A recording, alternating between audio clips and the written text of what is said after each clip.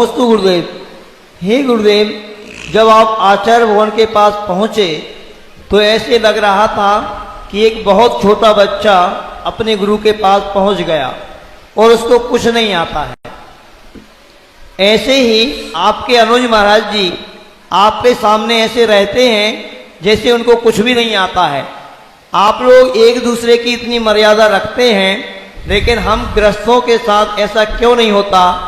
हम अपने घर के बड़ों की इतनी मर्यादा क्यों नहीं रख पाते? हम छोटे होकर भी घर के बड़ों को सिखाने की कोशिश करते हैं। हम बहुत होशियार बनते हैं। कुछ ऐसा मार्गदर्शन दें। शुरू में एक नीति है, साहब की अंगाड़ी और घोड़े की पछाड़ी। अपने बड़ों से कभी आगे निकलना, यानी अब समझ लेना कि मामला गड़बड़ होने वाला है। ज्ञान हो, चाहे बैठना हो, चाहे उठना हो, चाहे चलना फिरना हो, साहब की अंगाड़ी कभी नहीं करना चाहिए। साहब की अंगाड़ी का खतरा है। और घोड़े की पछाड़ी, कब वो लात मार दे पता नहीं। और साहब की अंगाड़ी, कब साहब का मन बिगड़ जाए और गड़बड़ हो जाए। एक तो ये है। दूसरा, नीति और मर्यादा कहते हैं अपने बड़ों के सामने सदा लघु रहने में हमारा ज्ञान बढ़ता है। बड़ों के सामने मूर्ख रहने में ज्ञान बढ़ता है। बड़ों से लघु रहने में इज्जत बढ़ती है। बड़ों से पीछे रहने में यश बढ़ता है। बड़ों के अपने आप को लघु मानने में मान इतना बढ़ता है कि फिर सारा जगत उसकी पूजा करता है। सारे जगत में मान्यता प्राप्त होती है। आप देखो, प्रधानमंत्री मुख्य होता है, 15 अगस्त और 26 जनवरी को देखना, प्रधानमंत्री मुख्य होता है। जैसे ही राष्ट्रपति आता है, प्रधानमंत्री कितने पीछे चलता है?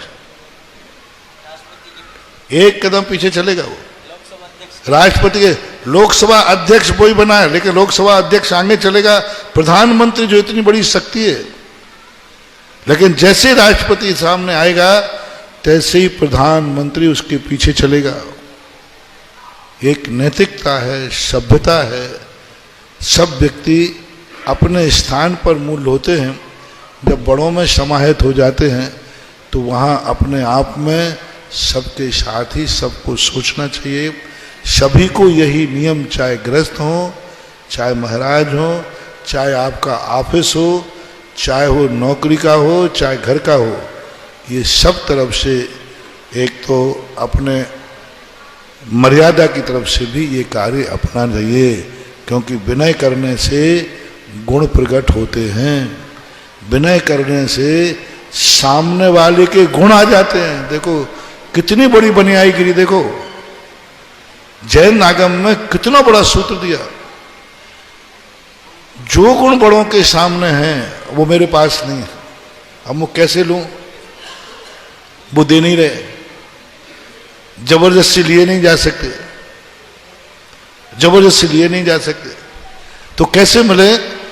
तो पूज्यवर उमा स्वामी महाराज ने कहा मिल जाएंगे। बंदे तदगुण, जैसे तो नमस्कार करोगे उनके गुण तेरे में अपने आप प्रकट हो जाएंगे। जिन गुण संपत्ति हो मध्यम। तो विनय करने से बड़ों की जो शक्तियां होती हैं वे शक्तियां अपने पास प्रकट हो जाती हैं। ऐसा हमेशा ध्यान रखना चाहिए।